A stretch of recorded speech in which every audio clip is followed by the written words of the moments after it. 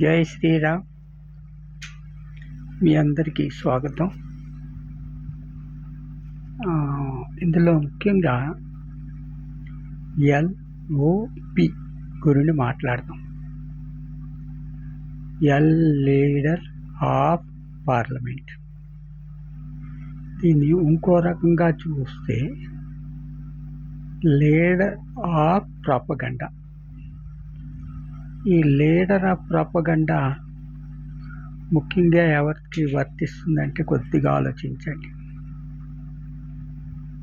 రాహుల్ గాంధీ 2014 నుండి 2020 వరకు ఇతను 260 సార్లు ఫారిన్ టూర్స్ అనేక విదేశాల్లో పర్యటించారు. కారణం ఏంటో మీకు తెలుసా?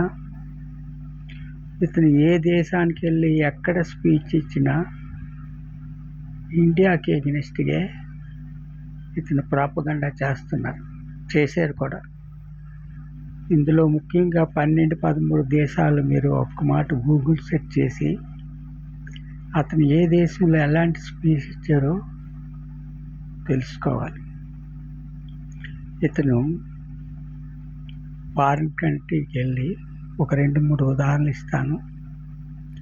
ఇండియాలో డెమోక్రసీ లేదు. ఇంకొకటి, ఇండియాలో ఈవీఎంలు రాంగ్ అన్నాడు. ఆ తర్వాత పెగాసిస్ గురించి మాట్లాడాడు. అలాగే న్యాయ వ్యవస్థ మీద కూడా ఇతను చాలా ఎలిగేషన్స్ ఫారిన్ కంట్రీలో మాట్లాడాడు. ఇవన్నీ ఏంటి? ఇవన్నీ నిజమేనా? కాదు కదా. అంటే ఇతను ఏం చేస్తున్నాడు? లీడర్ ఆఫ్ పార్లమెంట్ బదులు లీడర్ ఆఫ్ ప్రాపగండా బిరుదు ఇతనికి ఇవ్వాలి. 370 ఆర్టికల్ కాశ్మీర్లోని చాలా సంవత్సరాలుగా వాళ్ళు చేయలేని పని మోగుడి చేసి చూపించారు. అలాగే రామ మందిరం గురించి చాలా సంవత్సరాలు బట్టి నలుగుతున్నది ఇతను సాధించాడు. ఏవి కాంగ్రెస్కి వంట పట్టట్లేదు. ఈ మధ్య ఒక రోజు 2 రోజుల ముందు ఒక మీటింగ్ అరేంజ్ చేసి వీళ్ళు ఒక పథకం ప్రకారంగా పార్లమెంట్లో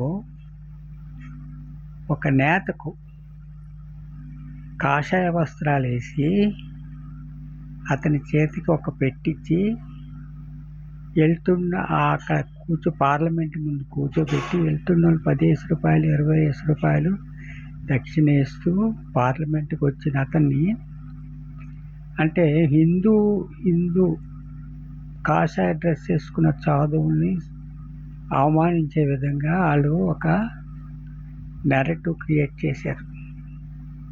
ఆఖరికి వాళ్ళందరూ ఆ సాధువు మీద అటాక్ చేస్తున్నట్టు, సాధువు పార్లమెంట్లోంచి పారిపోయినట్టు క్రియేట్ చేశారు. ఓకే, ఇప్పుడు ఆ డబ్బులు రామ మందిరంలో డబ్బులు ఏవో పోయి చోరీ చేశారు, హిందువులే చోరీ చేశారని నెరేటివ్ క్రియేట్ చేయడానికి ఆ డ్రామా ఆడారు. నేను అడుగుతున్నాను, ఆ డబ్బులు ఎవరైతే చోరీ చేశారో లేదా ఏదైనా చేశారో వాళ్ళు ఎవరు సాధువులు లేరు, కాషాయ డ్రెస్ వాళ్ళు కాదు, వాళ్ళు సివిలియన్ ఎంప్లాయీస్. మరి ఇతను ఆ సాధు డ్రెస్ వేసుకొని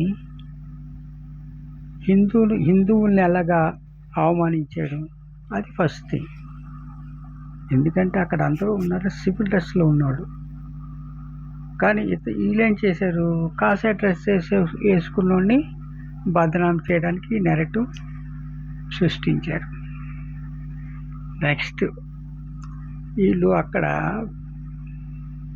ఒక ప్రెస్ కాన్ఫరెన్స్లో రాముడు తాలూకా బొమ్మ, అంటే రాముడు తాలూకా పెద్ద బ్యానర్ ఉంది. వీళ్ళందరూ ఆ రాముడు తాలూకా ఉన్న దీని మీద ఇంచుమించు నడిచినట్టే చూపించారు. అంటే వీళ్ళేంటి 100% మన రాముణ్ణి వీళ్ళు చాలా అవమానించారు. ఇలాంటివన్నీ ఇప్పుడు మనం హిందువులుగా ఉండి మనం మొక్కలోనే కానీ వంచకపోతే వీళ్ళు మానైపోతారు. మై డియర్ స్టూడెంట్స్, విద్యార్థులు, ఇది భారతదేశం, ఇది హిందూ దేశం. మీ అందరూ కలిసికట్టుగా మన హిందూ దేశాన్ని రక్షించే బాధ్యత మీకున్నది. కాబట్టి మీ అందరూ ఐకమత్యంగా ఉండి ఇలాంటివి ఎక్కడైనా జరుగుతుంటే వాటిని వ్యతిరేకించాలి. భారతదేశం ఇప్పుడు ఒక విశ్వగురు స్థానంలోకి ఎదుగుతుంది. అందువల్ల మీ అందరూ, నేను చెప్పట్లేదు మీరు స్ట్రైక్ చేయమని, కానీ మీ అందరిలో ఒక రకమైన స్పిరిట్ ఉండాలి. స్పిరిట్ ఎలాగ ఉండాలంటే, ఎవడైనా భారతదేశం గురించి కానీ, భారత మాత గురించి, రాముడు కానీ అనేక దేవతలకి ఎగ్నెస్ట్గా మాట్లాడితే ఆయన ముందు పసిగట్టండి. మీరు నీ పక్కన ఉన్న ఫ్రెండ్స్లోని ఎవరో ఒకడు, ఓ 10 మందిలో ఒక 5గురో, 2, 3 కనీసం ఒక్కడు ఉంటాడు. ఆడ తాలూకు యాక్టివిటీని పసిగట్టండి. పసిగట్టి ఆడు ఇంకా అలా ముందు ముందుకు వెళ్తే దాన్ని వెంటనే ఐటీ ఇన్ఫర్మేషన్కి ఇవ్వాలి. ఇన్ఫర్మేషన్ ఎవరికి ఇవ్వాలి? మన సిబిఐకి కానీ, సిబిఐకి ఇస్తే చాలు. సిబిఐకి ఇస్తే వాళ్ళు అతని మీద దృష్టి పెడతారు. మన మోడీ గారు ఇప్పుడు ఏం చేస్తున్నారంటే, ఏ విద్యార్థి అయితే పాల్గొని ఉన్నాడో అతనికి ఇంతకుముందు ఏదైనా ఎఫ్ఐఆర్ ఉందా లేదా చూస్తున్నాడు. కానీ తక్కిన వాళ్ళు ఎవరి మీద అయితే ఎఫ్ఐఆర్ బుక్ అయిందో ఇప్పుడు ఆడికి దానికంటే ముందు ఏదైనా క్రిమినల్ యాక్టివిటీలో ఉన్నాడు, ఇంక్లూడింగ్ లేడీస్ కూడా. ఇప్పుడు ఒక అమ్మాయి వాళ్ళ మదర్తో పారిపోయింది. ఇప్పుడు ఆ అమ్మాయి మీద పెద్ద కేసు, పోలీసులు అందరూ వెతుకుతున్నారు. ఆ అమ్మాయి విదేశాలకు వెళ్ళిపోయిందా, ఇండియాలో ఉన్నదా ఏంటని. అనవలసిన మాటలు అనేసింది. ఎందుకు అనేసిందంటే వీళ్ళు ఒప్పుకుంటున్నారు, మాకు ఇంత డబ్బులు ఇచ్చారండి, మేము అందుకే మాట్లాడాము అనేసి అన్నారు.